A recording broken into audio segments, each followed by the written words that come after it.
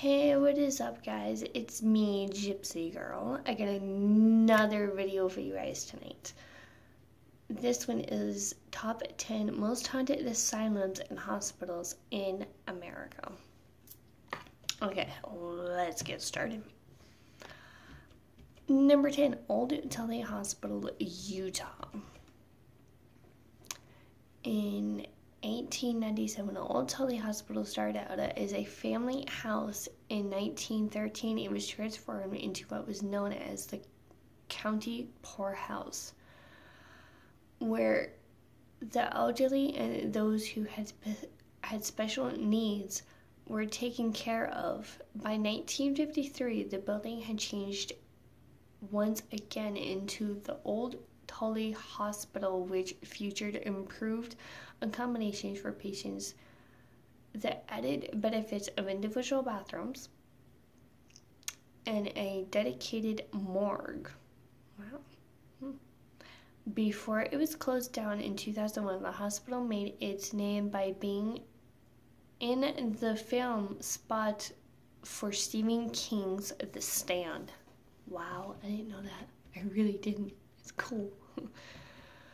Over the years, Old Tully Hospital has been the site of multiple hauntings. A various report of paranormal activity. An Alzheimer's patient known as Wes is said to haunt the hospital, with his favorite site being the room he was admitted to when he was alive. Many other ghostly characters have been sighted in the hospital, including a young child and Samuel F. Lee himself, the man who originally built the house for him and his family in 1897. One of the most chilling reports at Old Tully Hospital is the sound of a child's voice uttering the words, "Daddy shot, sorry." This is creepy enough on its own, but it gets even more alarming when you find out that the Utah Ghost Organization claims that the words come from the ghost of a child who was accidentally shot by his father. Wow, that is sad. Okay. Number 9, and I have done a video on this. This one is the Alton Mental Health Hospital in Illinois, and this has 324 likes on it, which is cool. Okay, here we go. Alton Mental Health Hospital is the only facility in this list which remains a functioning hospital to this day. Oof, creepy. Built in the early 1900s, this hospital is known for the harsh mistreatment of its patients, many of whom were subjected to electroshock therapy, lobotomies, and cold water treatments, of which were standard everyday practices at this hospital. Many people today, including staff, patients, and visitors, have reported hearing unusual noises, from doors randomly slamming shut to unexpected whispering. One of the creepiest reports coming from a nurse who was on duty and heard someone ask, "Who's that?" She turned around to respond and discovered that there was no one there. No one had been in the building at the time. Later that day, the exact same thing happened to a second nurse in the same exact place. It happened to a second nurse. Wow. Since the facility is still a hospital today, tours are strictly forbidden, but people who have taken photos on site while visiting patients have reportedly caught images of orbs and the pain face of a human male on the front. Wow, that is sad. Okay, number 8, Danvers State Lunatic Asylum in Massachusetts. Okay. Often referred to today as the Witch's Castle on the Hill, Danvers State Lunatic Asylum was built in 1879 on a site which was originally in Salem Village, the first actual location of the Salem witch trials in 1962. When it started out, Danvers was removed from its modern treatments and support patient care, but it wasn't long before the asylum fell victim to lack of funding, overstaffing, and overpopulating, which caused it to deteriorate into something more akin to a concentration camp. Wow, that is sad. Between 1940 and 1950, the facility housed more than 2,000 patients in a building which was designed to only house 600 patients. Patients became haggard and ghostly, often left in complete isolation for days on end. Things were so bad that dead patients would go unnoticed for days, if not weeks. In 1992, Danvers State Lunatic Asylum was closed down, demolished, and re-renovated into the set of apartments it is today. Despite this haunted insane asylum being torn down and reconstructed as a different property, bizarre activity and paranormal settings still abound. Residents and visitors have recorded full-body apparitions, flickering lights, the sound of unexplained footsteps, and doors opening and closing on their own. Wow. I hope they learn how to coexist, right? Okay, number 7 is Bayberry Mental Hospital in Pennsylvania. Okay. Bayberry Mental Hospital first opened its doors to the public in 1907, which is when it started off as a work farm for the mentally ill before it became a full-fledged mental hospital in 1920. As more and more people were admitted to the hospital, Bayberry population significantly expanded, which led to several patients' neglect and unbelievable levels of abuse. Wow. Lack of funds left the hospital in a state of despair, with patients being forced to survive with no clothes, insufficient food, and swag-filled hallways for bathrooms. Wow, that's sad. Padded cells, solitary confinement, regular beatings, electric shock therapy treatments, restraining devices, and lobotomies were the norm. In 1990, state authorities closed down Bayberry Mental Hospital after a thorough investigation revealed inhuman living conditions, yet its dark past continues on to this day. A myriad of horror stories surround this facility after it closed. Bayberry Mental Hospital became inundated with vargers, gangs, thieves, satanic cults, and former visitors seeking shelter. One mentally deranged and the brutally violent patient is said to reside in the miles of catacombs beneath the building. Ooh, okay. I hope they got this guy at some point and got him some help. Where he lies in wait with a large knife, eager to slit the throats of curious explorers unlikely enough to cross his path. Wow. I really do. I hope they found that guy and got him some help. Oh my gosh. That's scary. I don't think I'd want to be in there in the middle of the night. As well as this chilling legend, the hospital has also been the spot of several paranormal sounds and sightings, including human-like growling and physical scratches appearing on visitors' bodies. Wow. Okay, number 6 on our list is Rolling Hills Asylum in New York. And this is also featured on Ghost Hunters tabs and on Ghost Adventures as well. Number 6 on our worldwide tour of haunted mental institutions is, wait for it, Rolling Hills Asylum. Rolling Hills Asylum began life as the Genesee County Poor Farm in 1827, a dumping ground for the outcasts of society. Here, orphans and widows lived alongside several mentally handicapped and criminals, all of whom were known as inmates. Wow, that had to be really scary for those kids. Living alongside someone that they can't really comprehend what you're saying, and then living alongside criminals? Ooh, that'd be even more scary.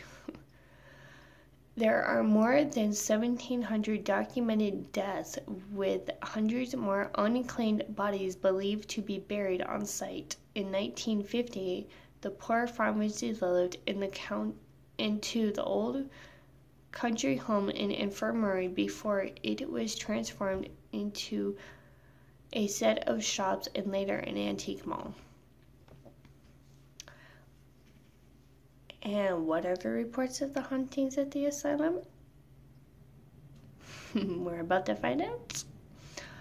One of the strangest occurrences took place in 2007 when the Rolling Hills case manager Susie Jens was working on a public ghost hunt. The group sat in a circle in the basement and Susie began to speak.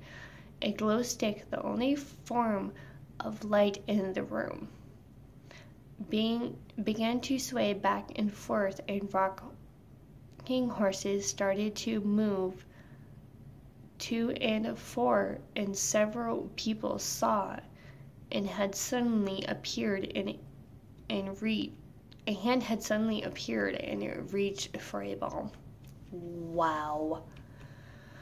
The second floor corridor on the east wing is commonly referred to as Shadow Hallway due to the strangely high number of shadows figures sighting which walk through walls and crawl across the floor. Oh gosh. I didn't think I'd want to go in there in the middle of the night. Not even during the day by myself. That'd be kind of scary. A 7-foot-tall patient with giantism is also commonly spotted in his room, where he spent most of his life alone. Now, the 7-foot-tall patient they're talking about, his name was Roy. He was this 7-foot-tall guy, and his father just dumped him there. I guess his father didn't want him anymore. Thought there was something wrong with him because he was tall. But really, there probably wasn't really anything wrong with the poor guy. I mean, he was just really tall. And if you guys want to check it out too, all you have to do is look up the Rolling Hills Asylum on Google and it will tell you about it. Okay. Number 5, Athens Lunatic Asylum in Ohio. This was new. Coming in at number 5, on our journey through the top old haunted insane asylums is the Athens Lunatic Asylum in Ohio. The asylum opened at the beginning of 1874, specializing in the treatment of mentally and criminally insane patients who were admitted by the court or their own families. The facility originally started out as a calm and pleasant place where patients could relax and get better, but long before it became an overcrowded institution which relied on the cruel practices of electroshock therapy, ice water baths, and ice pick lobotomies. Oof. That sounds like that would really, really hurt. Ooh. Ice pick lobotomies. No, thank you. It's like those really big needles that they stick in the corner of your eye. Yeah, that's what an ice pick lobotomy is. The story of Margaret Schillings takes place in December 1978 and is just as chilling then as it is today. On this winter day, Margaret, a patient at Athens Lunatic Asylum, was playing hide and seek with the nurses, who got distracted and forgot about her. Aww. That's kind of sad. How would you forget about somebody? I mean, come on, really? In January 1978, her body was discovered by a maintenance worker. Today, an imprint of her body, clothes, and hair are still clearly visible on the floor, even after decades of cleaning. Wow, that is so sad. Patients who died without any family have buried anonymously as the asylum burial site, which is reported to be haunted today. Instead of names, these gravestones display numbers and practices, which has resulted in a mass of unknown and unrecorded graves. Those who had been brave enough to explore the cemetery have reported a huge number of ghost sightings and unexplained screaming in the dead of night. Wow. That's gotta be kind of scary. I don't think I'm gonna go to explore a cemetery at night, but you never know. Okay, number 4 on our list is Essex Mountain Sanatorium in Essex County.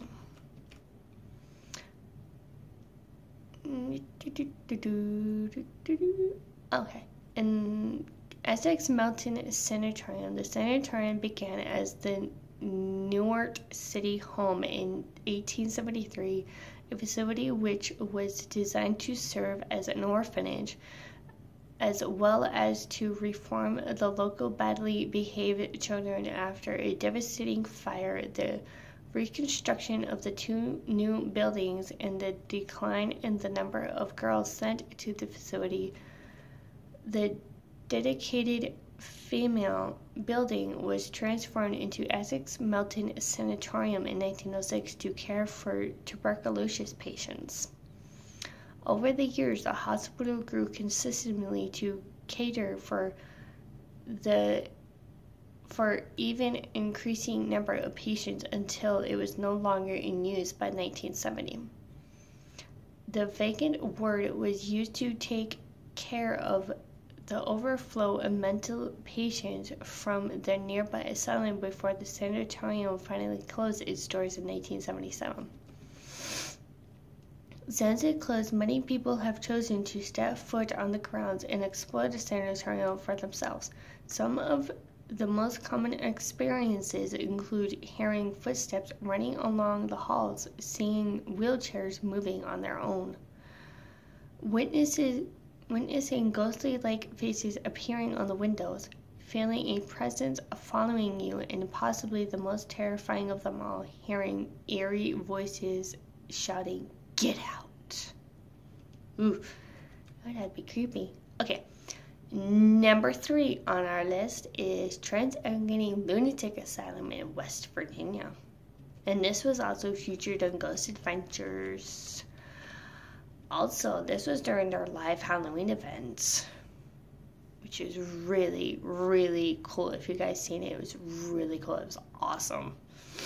Constructed between 1858 and 1881, the Trent Lunatic Asylum is up there with the scariest asylums in the world. It is also the second largest in the world, originally designed to house up to 250 patients before it reached its peak in 1950, when more than 2,400 people were crammed into the facility as the result of bizarre experiment treatments and several neglect. Thousands of people died here before the years.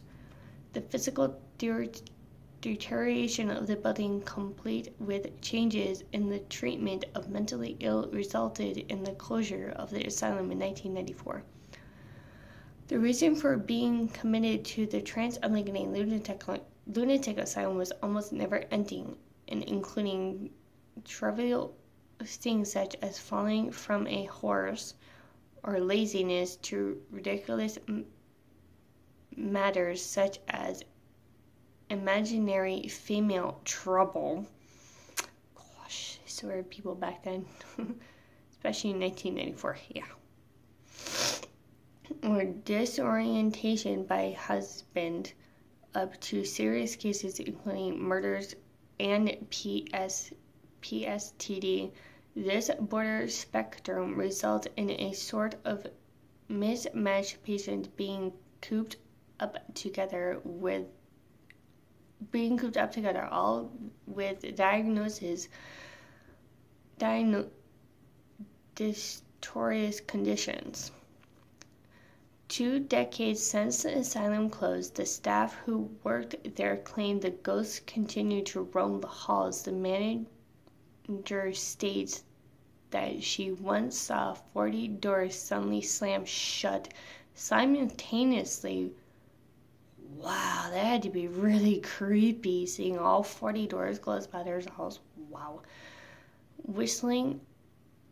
Other visitors have witnessed a ghost boy stood in the corner of a room, as well as sightings. Whispers of forgotten patients have also been reported, on top of unusual smells, the sound of squeaking, gurneys, and screams coming from the electroshock room. Wow. Creepy. No wonder they hear screams in that room. I don't think I'd want to have shock therapy. No. Okay. Number 2 on our list is Waverly Hills Sanatorium in Kentucky.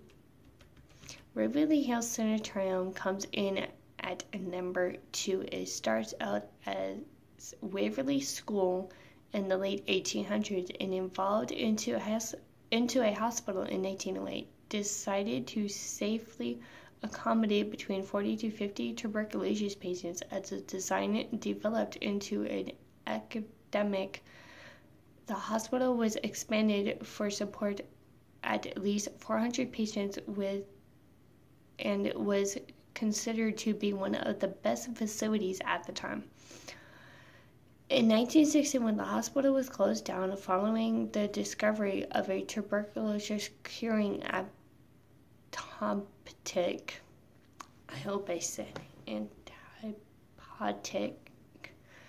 Today, Waverly Hills Sanatorium is known by many as the most spiritual activity place in the world, with paranormal reports every single day. Wow. Every day they're getting reports of paranormal activity. Wow. The terrifying reports surrounding the story of a nurse who hung herself by a light bulb wire when she discovered she had become pregnant out of wedlock by the owner of the sanatorium. Many unusual sightings have also been spotted in the area known as the Death Tunnel, where dead bodies were disposed of away from the eyes of the living. Various paranormal TV shows have spent time recording at Waverly Hills Sanatorium, including the cast of Most Haunted, one of whom had scratches inflicted upon their body during their visit. Wow. Okay, we are at number 1 on our list, Pennhurst Asylum in Pennsylvania. At last, the most haunted asylum on our list. Pennhurst Asylum in Pennsylvania, with a history riddled with strong associations of neglect, abuse, and torture, combined with tales of mental patients being chained to the wall, children kept for years in cribs, and even murderers. It's no surprising that Pennhurst Asylum is one of the scariest places in existence. Wow. The building was opened in 1908 as a state school for physically and mentally disabled and covered 120 acres, housing more than 10,000 patients at any given time. The facility was often accused of dehumanizations.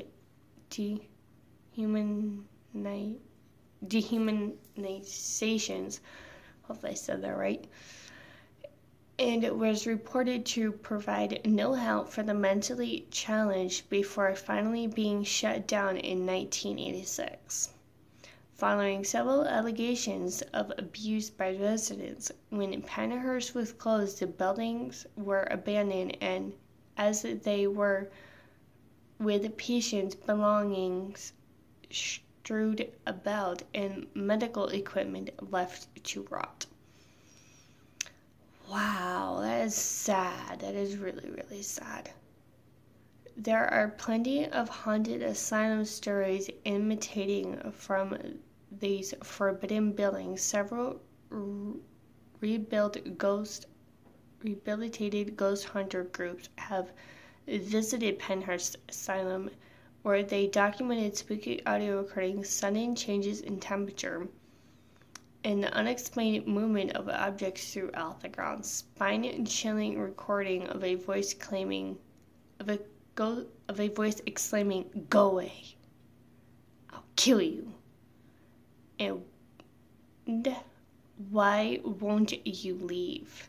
seems tame when comparing to other reports, which include various objects being hurled across the room, visitors being physically pushed, and multiple EVPs.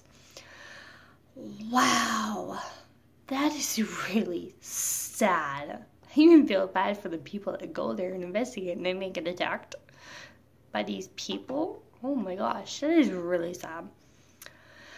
Anyway, that is it for tonight, and I will have another video for you guys coming up soon. And don't forget, if you guys have any suggestions on any haunted places you want me to do, all you have to do is comment down below. And don't forget to hit the like button. Don't forget to subscribe. Have a blessed day. See ya.